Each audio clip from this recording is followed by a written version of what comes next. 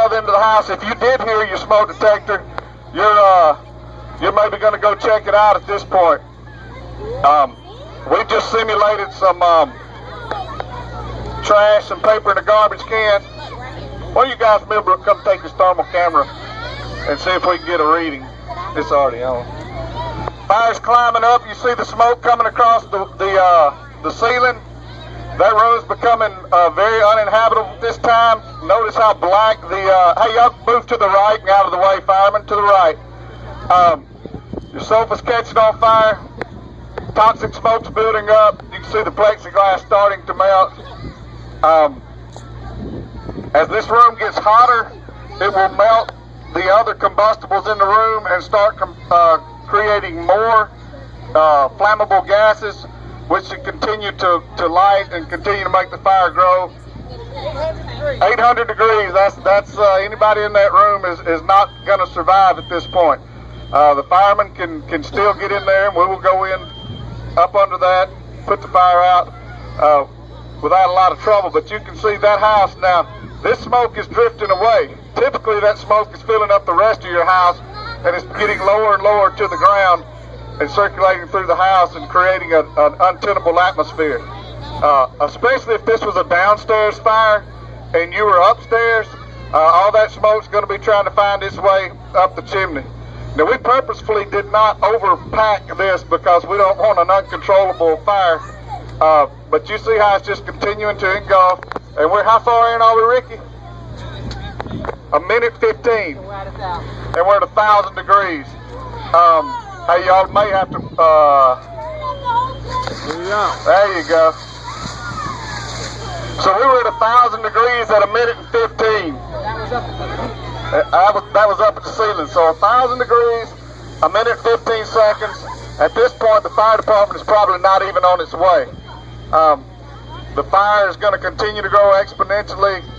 9 more minutes, and we would have a very bad situation at best. They're going to go on in there and spray a little more water. Don't be afraid to waste water in order to just sort of expedite this thing. This is sort of what we do to get in there and mop up. As you can see, even though the fire's out, we're still, because of what we have to do to make sure all of it's out, continue to do damage to the home.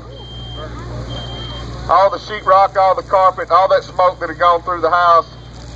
Even that scenario is going to be a huge loss financially. All right, let's go ahead and move on to the sprinkler one. That was 1,000 degrees up high, down low was 475. All right, he was saying at the floor, because we know the rule, if we do get in a fire situation, we want to get down, get low, and get out, right?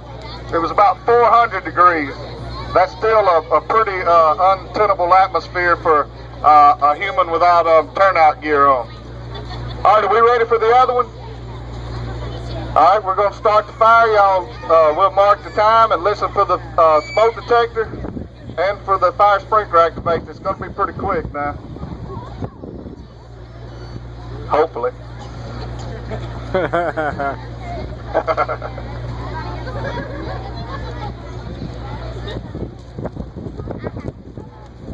We'll let y'all, after the end, we'll come up, we'll let y'all sort of stick your head in there and see what kind of damage that we had in that room. This is just simulating, say, a waste paper basket that, say, somebody dropped a cigarette in, or we had an electrical arc or something, and started the fire. Firemen, luckily, are not very good at starting fires. Our job is to put them out, so usually this is the part we're the worst at, so I'll excuse them for not being good at that.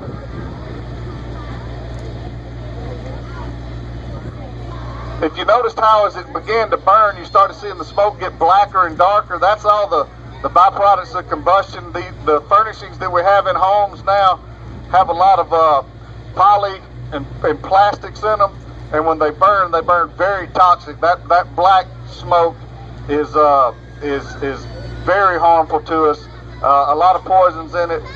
Some of the things that we see produced in a fire are hydrogen chloride, hydrogen cyanide, sulfuric acid, those type things, which that's another reason we wear the gear that we have. to give our skin some protection. So, watch the screen. Oh! That happens pretty much every time we do one of these. That's why we buy helmets for firemen. All right, we see a fire going behind the curtain. How long are we in? 5 or 10 seconds? This is for the smoke detector. There's your smoke detector, 15 seconds in. Heat's building a little bit across the ceiling. Still, if you were sitting up, fire sprinkler activates, puts the fire out. If you were sitting on that sofa, you could have been sitting there breathing the whole time. Worst he got 300 up high, which that sprinkler had set at 135, I believe, so it would probably take that long. Go ahead and shut it off. Fireman to go in there and mop it up.